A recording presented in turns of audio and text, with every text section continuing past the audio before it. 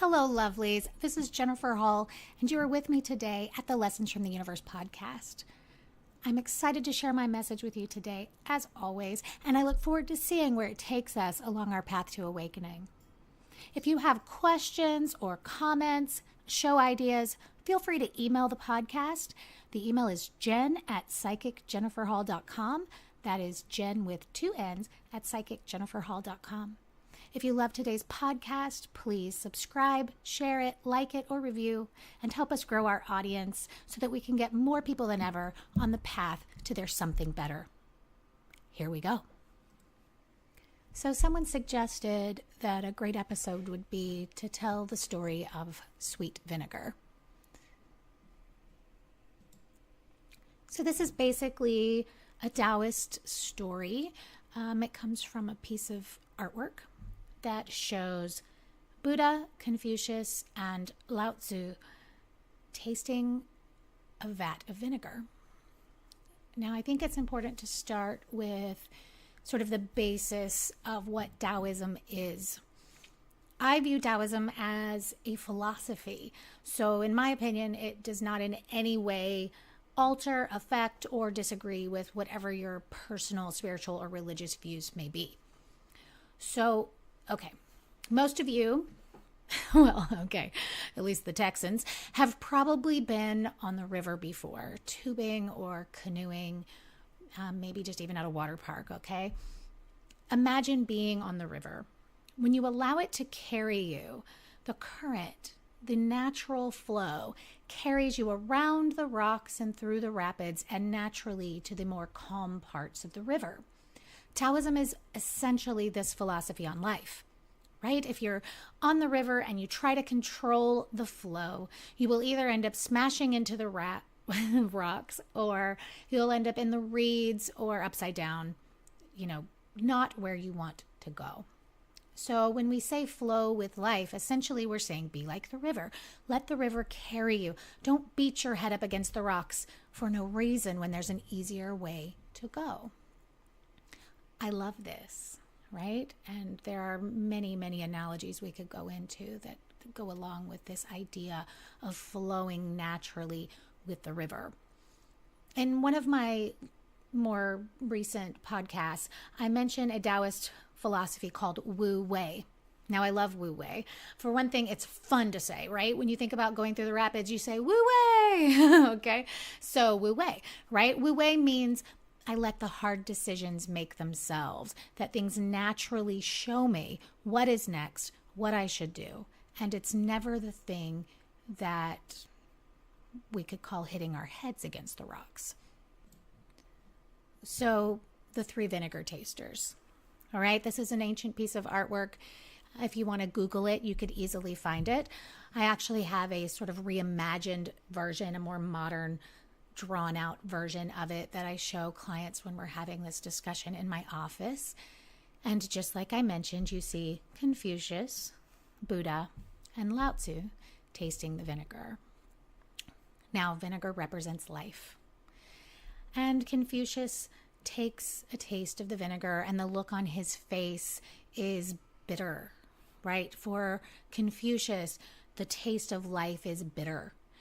And we could arguably justify saying, I'm being PC here, that Confucianism as a whole is based on the idea that we must have moral rules, otherwise people will be assholes and treat each other badly. So when you look at life with those eyes, that is quite bitter. Buddha tastes the vinegar, and the look on his face is sour. Now, we do greatly idealize Buddhism, and there are many, many, many countless aspects of Buddhism that I incorporate into my personal faith, and certainly do not want to put down in any way. But when Buddha tastes the vinegar, he has a sour look on his face.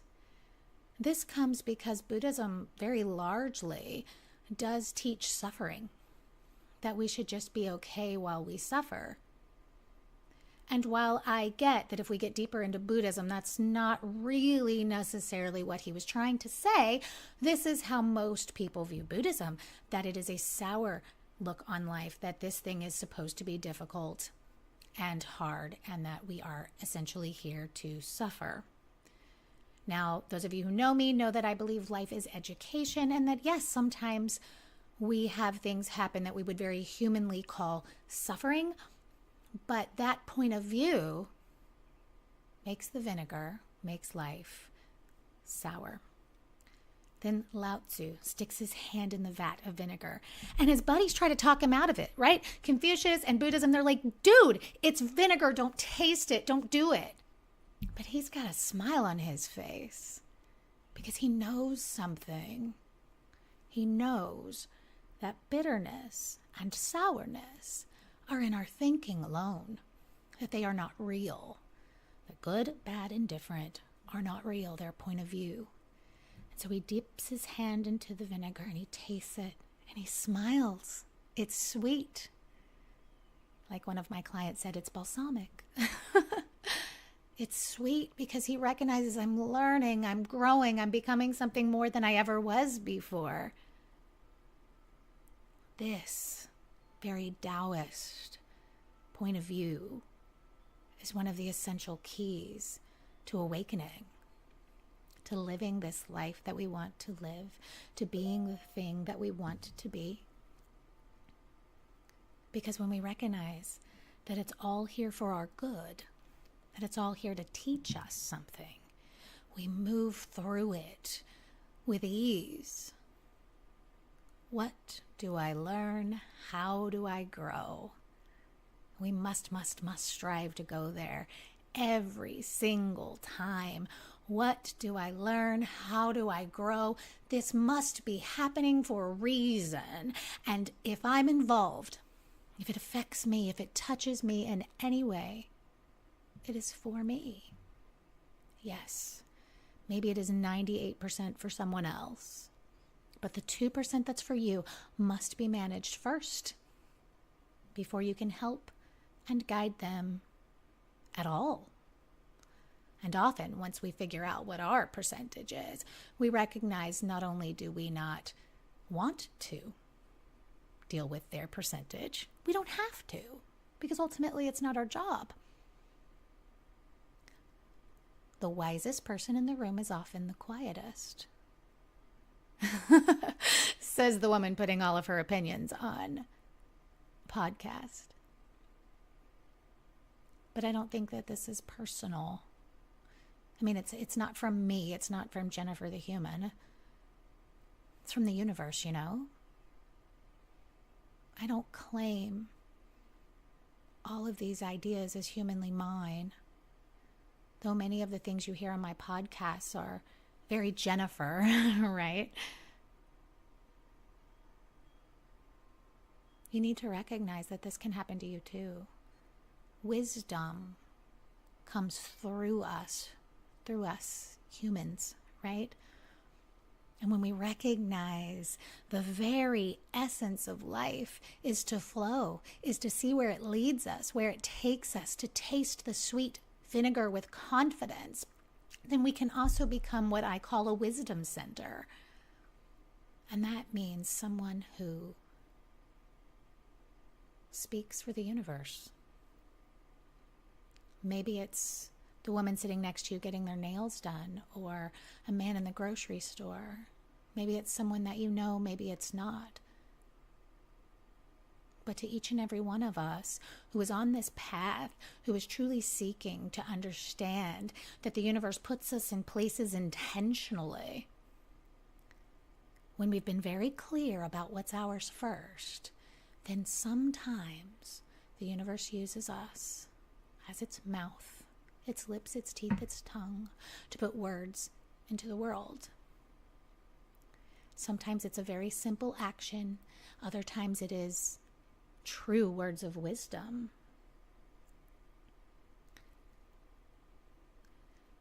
You know, one of my favorite stories. I don't have a lot of biological family, okay? My twins and I were at the grocery store. They were little. It was Christmas time. And this gentleman walks up, older man with a cowboy hat. And he says, hold my hat. And he puts it on my daughter's head.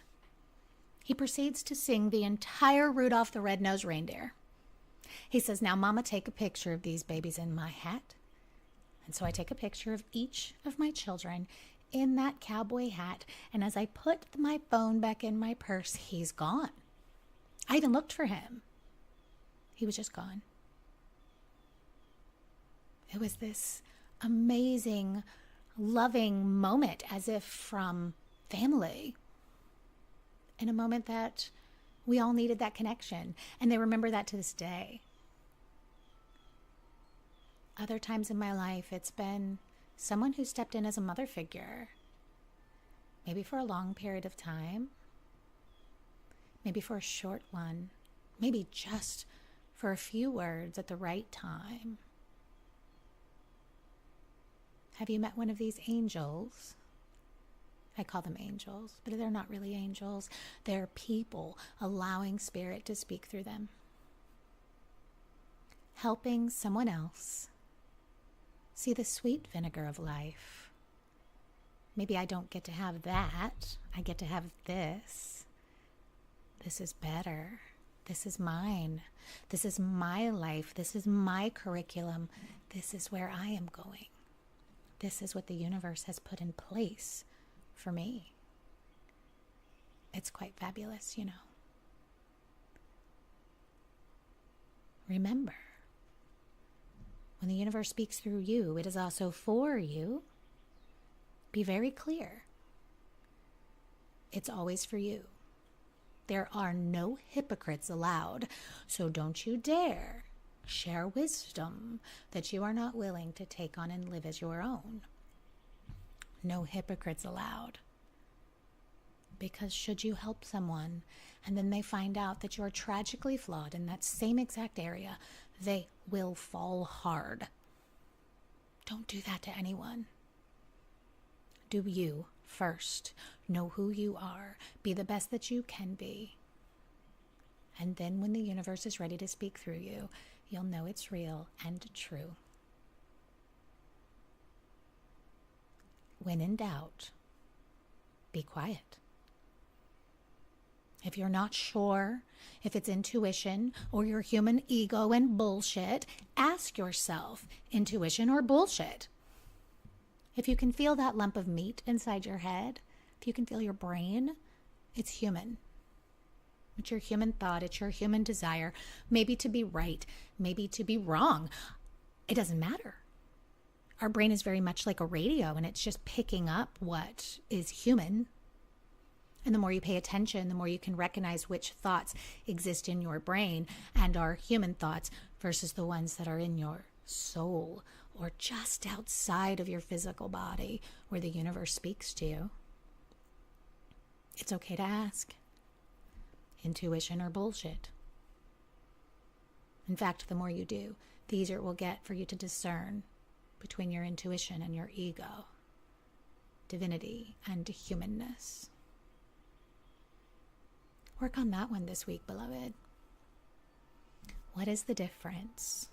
What is me and what is the universe? Listen, feel, and trust. Because as you do, the river moves with more ease. That intuition is the current of the river. It takes us past the rocks and through the rapids to the calm. Sometimes it does point us at a rock, only to swoop us around its edges and take us somewhere slightly or dramatically different. That doesn't mean you were wrong. The universe shows us what it needs to get us where we need to go. So trust your inner voice. And just because once upon a time, maybe you thought it led you to the wrong place, doesn't mean that it did. What you got instead was better. Maybe it was sweet vinegar. Maybe it was a kick in the balls. And if it was, be clear, it was exactly what you needed. And if you're still in the yuck of it, that's okay. You will survive. You will survive. and move through and be more. Maybe it's your Noah's Ark moment, right? Noah knew something had to change, didn't he? So he began to build. He built this ark. He built this new place for himself and his loved ones. Anyone who was able to be a part of this new beginning. He asked them all to come, and most said no. And so when it came time for the change, when his Noah's Ark moment happened, when the rains came and the storms came, what did he do? He took shelter in this thing he had created. I'm not saying go build a boat, people. I'm saying create within yourself and of yourself a truth that protects you from the storm. And yes, maybe you have to hold tight to those most dear and the things most special, and maybe you have to watch everybody else drown. Maybe you do. And when the storm is over, you will rebuild. You will rebuild something more beautiful than ever before. No matter where you are in the process. It's only sweet vinegar.